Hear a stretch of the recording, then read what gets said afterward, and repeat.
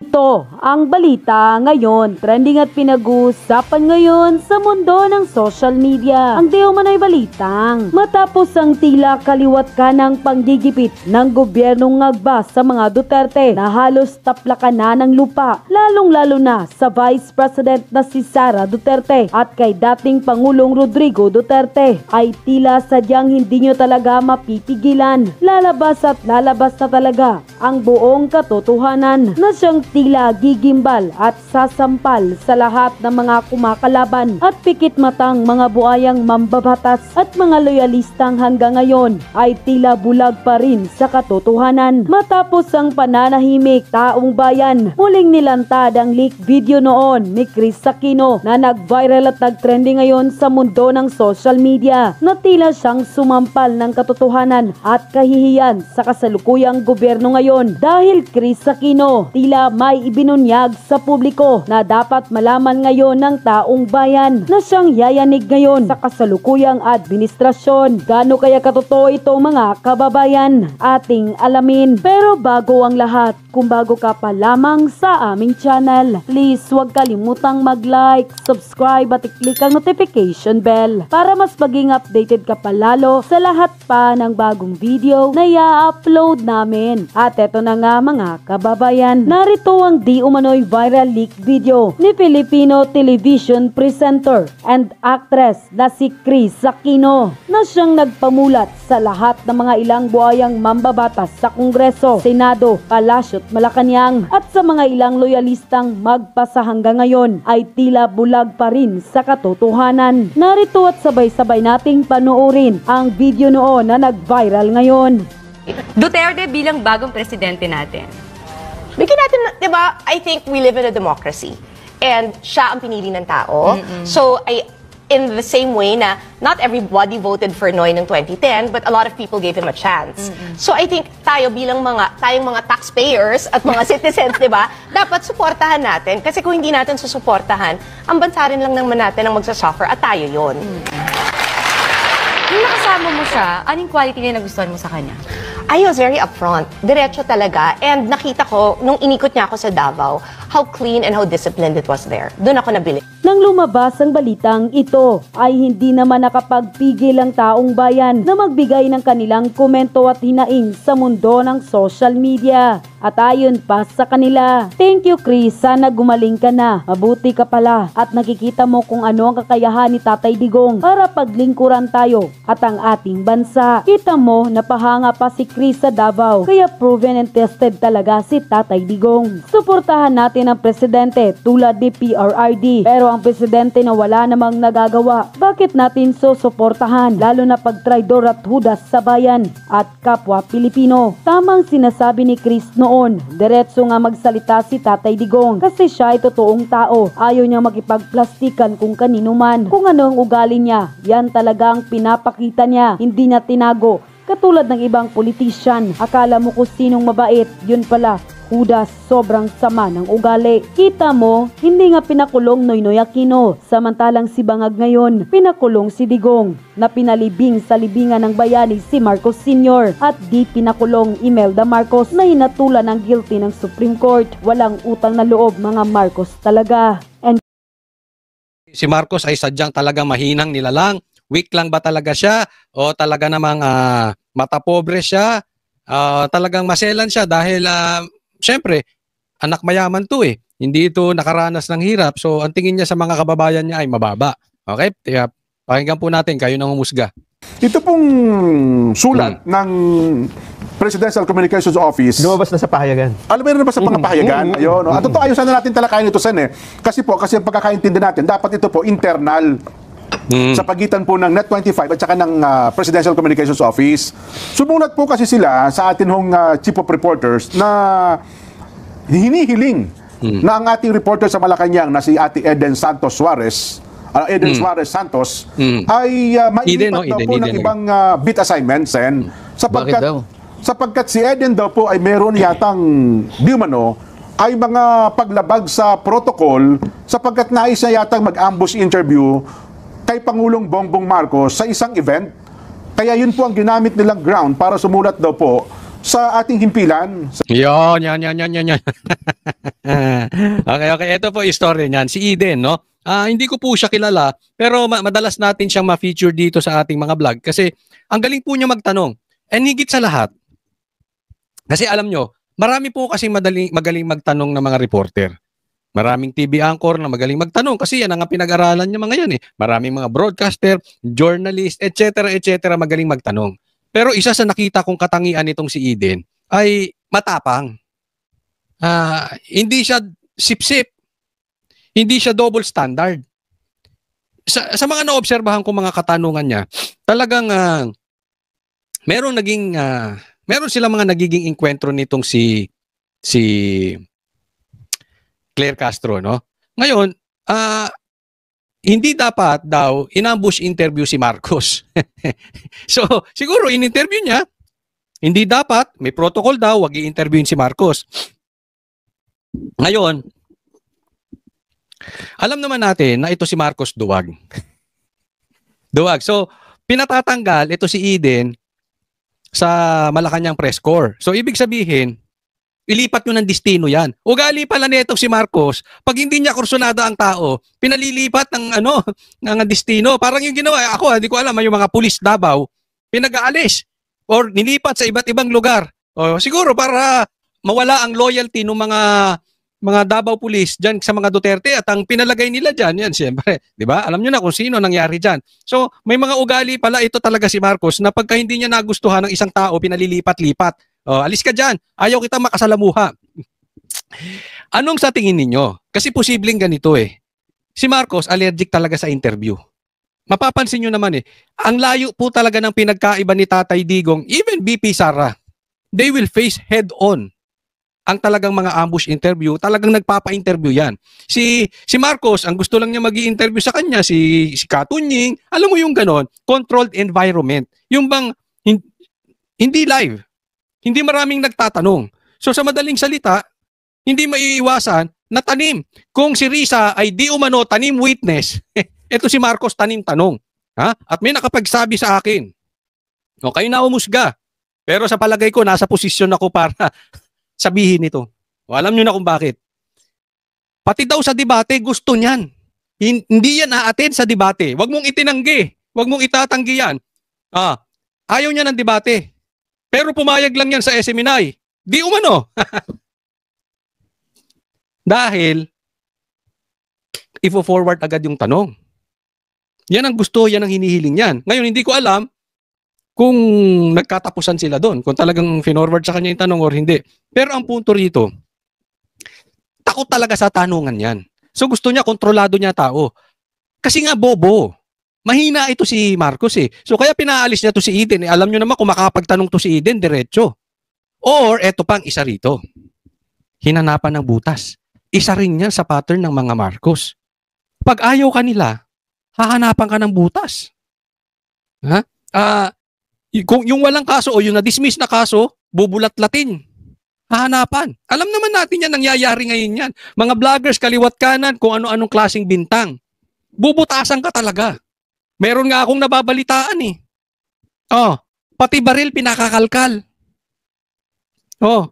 Pati yung lisensya ng isang baril pinakakalkal. Totoo ba yan? Sa isang mataas mong pulis. Para harasin. Ganyan sila nangangalkal. Kasi alam naman po natin na maraming tanong ito si Eden na magaling itong magtanong, laging nababara si Claire. Di ba napunan nyo? Ilang pagtatagpo na feature natin dito sa vlog ko, hanapin nyo. Kung hindi nyo napanood dito sa vlog ko, hanapin niyo sa mga hindi nakakaalam. Hanapin nyo Eden versus Claire. Siguro makikita nyo. Talagang barado lagi si Claire. Hindi siya makasagot. Lagi sa mga katanungan. Or kung makasagot man si Claire kay Eden, talagang nabubuko yung kapalpakan ni Marcos. So, may maraming dahilan eh. No? Talagang siguro, una, ayaw ni Marcos nang nai-interview siya. So, hindi ka po pwede, kailangan magpakaalam ka muna kay Marcos. At huwag kang lalapit sa kanya. Pangalawa, hinanapan ng butas kasi nga, laging barado si Claire dito. Ito pala si Claire, matapang lang makipagsagutan. Matapang lang makipagsagutan pagka hindi ka harap. Pwedeng ganun. Diba? Pero pag kaharap niya si Eden, barado siya parati. Pwedeng gano'n, kaya gumaganti. No? Hindi natin alam, pero magde-develop tong story na to. And I'm sure, may sabit dito ang PCO. No? Mali sila dito. Pagkatiningnan pong lahat, lumabas yung pagkamatapobre dito ni BBM. Lumabas yung, parang ang baba ng tingin niya sa tao. Nakita nyo, ang layo-layo niya kay PRRD. Si PRRD, binabara na ng mga reporter kung ano-anong klaseng binabato kay PRRD. Pero hinaharap niya. Nagagawa pa niya magpatawa. Hinaharap niya yung mga matitinding magtanong na tipong kabastusan na yung mga katanungan. Pagbibintang na yung mga katanungan kay PRRD. And yet, ginawa ba niya ito? May pinasuspindi siyang reporter? O ilipat mo kasi inambush interview ako? Ha?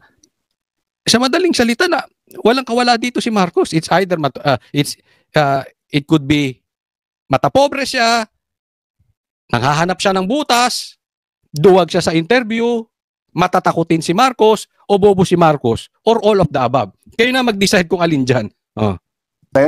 Teka muna, yung protocol na yun ay dumaan sa public hearing. Wala Lahat ba ng mga pwedeng makisama sa isang kalipunan na reporter at kung saan sila dapat maistasyon, alam nila ipinaliwanag yung protocol na yun. Alam nila lahat. At pumayag lahat. Actually, wala naman dito tanong. Dito'y parang mensahe na pinadadala sa lahat ng mga himpilan ng radyo, telebisyon at mga reporters na nagko-cover ng Malacanang, Sen. So, bakit naman, baka naman lumalabag na kayo sa press freedom pag ganyan. May ganun ba? Kung minsan kasi, may kinakailangang itanong talaga at hindi mo naman talaga mapipili yung oras. Lalo na yung pagkakataon, doon mo lang nakita halimbawa yung taong gusto mong tanungin. At talagang gusto mo namang itanong yun sapagkat bahagi ng tungkulin mo. Hinahabol mo talaga yung may mga ano yung reporter may mga oras, may mga deadlines. At siguro isa sa kanyang assignment ay kailangan nating magkaroon ng ganitong reaction mula sa taong ito at ang deadline niya. Yun ang panahon na nakita niya. Paano mo ipagbabawal yun? Yun, ako sa akin banda. Ang sabi dito ni Senator Marcoleta, baka naman may deadline si Eden, yung reporter. At syempre, bakit nyo pinagbabawalan? Diba? Doon lang niya, posibleng doon nyo lang nakita yung pagkakataon at doon niya lang may interview yung Pangulo. To give benefit of the doubt, pagpalagay natin, kasi baka mamaya, hindi natin alam yung buong sitwasyon. Pero baka naman maselan yung sitwasyon. So, pagpalagay natin. Let's assume, for discussion purposes, kampihan nating bahagya si Marcos. Medyo, yung lugar maselan. Huwag muna kayong lumapit. Huwag kayong pasaway. Di ba? Pwedeng ganun Kasi bibigyan ko naman kayo ng interview. But for the moment, medyo maselan yung sitwasyon, wag muna. Pwedeng ganun Kaya lang ang problema, hindi ko rin masisi si Eden dahil alam naman natin ang Pangulo, hindi nga nagpapa-interview. So ang tendency niyan, kahit ako reporter pinadala doon. At alam ko si Marcos ay hindi nagpapa-interview. Kahit bawal, i-ambush interview ko talaga. Kasi yun ang trabaho ko bilang reporter So sinusubukan kong intindihin si Marcos. Sinusubukan ko ding intindihin yung reporter. Kaya lang ang pagkakamali nga ni Marcos, ang tagal na niya. Mag-4 na taon na siya nakaupo. Di ba? Going 3 years to 4 years na siya Pero anong nangyayari? Wala naman talagang matibay na interview kay Marcos Gusto niya lahat lahat. Kung hindi si Katunying o yung taga-ABS, yung ganun ba? Hindi na pagbibigyan lahat. Hindi on a regular basis. Siguro, napakadalang. Parang birthday niya. Napakadalang once a year. Di ba? Parang ganun. Pero kung siya ay gumagawa ng at least man lang once a week na pinupulong niya at nagpapa-interview para sinasabi niya yung kalalagayan ng bansa, hindi mas maayos sana. Alam mo, dapat Marcos yan ang inaayos mo Hindi yung SONA. Kasi sa SONA, once a year lang yan. I really don't believe sa SONA. Kasi ang nangyayari po dyan, bayaran. Bolahan. Papalakpak yung mga congressman na talaga namang wala namang nagawa doon sa mga plano. Di ba? Ang totoong SONA or yung totoong state of the nation ay yung consistency, yung on a regular basis, ina-address mo yung tao, eto kalagayan natin ngayon linggong ito. Next week, ganun ulit. Pupulong tayo. Eto. para yung napapanahon, current events. Di ba nga sa mga vloggers, merong mga vloggers, halimbawa, ikaw ay vlogger ng kotse. Yung shelf life nung vlog mo, mga 3 taon, 4 na taon, 5 taon. Sa vlogger, hindi. Mahuli ka lang ng isang araw, panis na yung balita mo. Bakit? Current events nga eh. So dapat si Marcos, on a consistent basis, hindi lang 1 taon siya haharap sa maraming tao na may mga bayarang congressman na papalakpak. Di ba? Dapat hinaharap niya yun lagi-lagi. Madalas, sa madaling salita. So, kasalanan din ni Marcos eh. Kung bakit siguro nawala sa protocol o sa sitwasyong profesional, kung matatawag mang natin ganun si Eden, kasi nga, ang hirap, mahagilap nitong si Marcos. May mga bagay na gusto mong marinig mismo doon sa presidente. Hindi kay Claire. Ang problema dito kay Marcos, laging nakatago sa saya ni Claire. Anong klase bang kalalaking tao ito? Baka mamaya pati sa asawa mong si Lisa tumago ka. Harapin mo naman kasi yung mga reporter. Parang may nilabas silang videos yan eh. Kung hindi ako nagkakama, ito atang event sa Tarlac, tama ba, Nelson? Na parang may papakita ba natin? Alam ko nilabas din nila eh. Sa mga sinasabi mo, merong protocol na bawal ang ambush interview sa ating Pangulo? May ganun po na pakiusap sila na kung maaari, wala tayong ambush interview, maliban ng gustuhin ng Pangulo na yun naman pala eh. Bakit talaga? Ayaw ba ng Pangulo na ma-interview siya? O sila lang ang gumagawa ng paraan? Baka naman ang Pangulo nakahanda namang magpa-interview. Sila lang. Yun nga yung sinasabi ko, yung protocol ba na yan pinag-aralan at yan ba'y sinang-ayunan ng lahat ng mga reporters na may kinalaman dyan? Ayan, ito. May punto eh. May punto rin si Senator Marcoleta. Yung bang talagang protocol na yon na bawal ang ambush interview, alam ba ni Marcos? Ginusto nyo ba? O gusto lang ng mga nakapaligid dahil mga sip-sip? Or, alam mo na, yung wala silang tiwala kay Marcos. Kasi meron ako nabalitaan, hindi ko naiisahin. Baka kasi yung iba doon, kaibigan ko pa. Yung iba doon kasama ko na, baka tamaan. No, pero kasi nung panahon na yon, kinukontra namin si Marcos nung kampanya, di ba? Kami namin, duwag ka. Duwag ka sa debate. Oh. Pero ang ayaw di umano ay yung mga nakapaligid sa kanya. Napasalihin siya sa debate, no? I don't know kung ayaw din ni Marcos, pero ang desisyon daw ng mga nakapaligid sa kanya na huwag paharapin si Marcos. Hindi natin alam dahil siguro sa tingin nila bobo talaga si Marcos. Ayaw nila but definitely hindi aaminin ng mga nakapaligid sa kanya 'yan, no? So hindi rin natin alam kung talagang ayaw ni Marcos itong protocol na ito na pinagbabawal ang ambush interview, no? Pero kasi, sa isang banda rin, Marcos, dapat maging matigas ka. Hindi po natin siguro tamang sasabihin na maging katulad ka ni Duterte, pero presidente ka eh. Dapat, pag alam mong kailangan, gawin mo.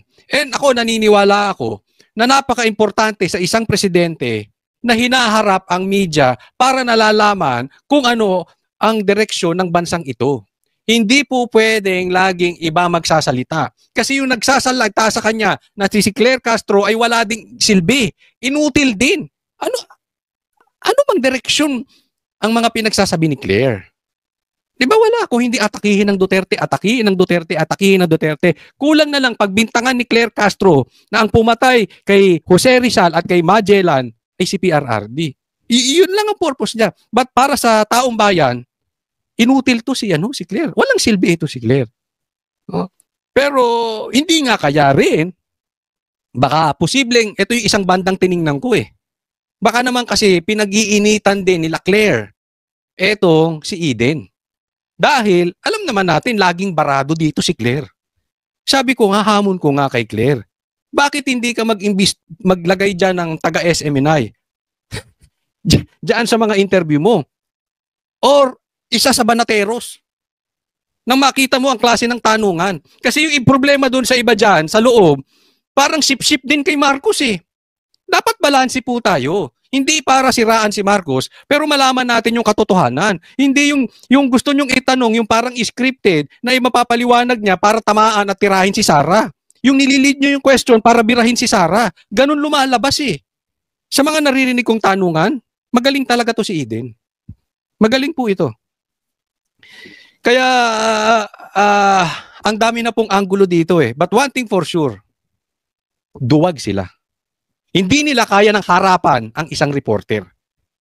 Matapang lang sila pag pagagalawin nila yung mga bata nila. Or yung hindi nila kaharap, kumbaga keyboard warrior. Pero pag one-on-one, harapan sila. At yun na nga mga kababayan, ano na ang masasabi mo? Kung mayroon kayong hinaingat komento patungkol sa balitang ito, please comment down below. Pag-uusapan natin yan sa comment section. At kung nagustuhan nyo ang video, ay huwag kalimutang mag-like at i-share na din para mas marami pang makaalam at umabot ito sa marami sa ating mga kababayan. Maraming salamat po!